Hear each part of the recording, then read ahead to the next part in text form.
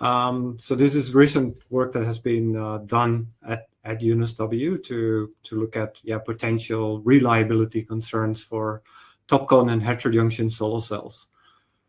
So most of you would not be familiar with the University of New South Wales, and particularly our PV program.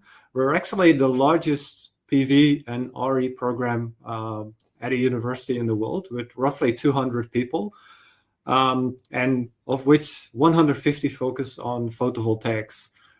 We have quite a high number of professors, as you can see from this list, and most people wouldn't know the name of Martin Green, who's generally seen as the father of PV, and he's still very active in our school. So we're very happy with that.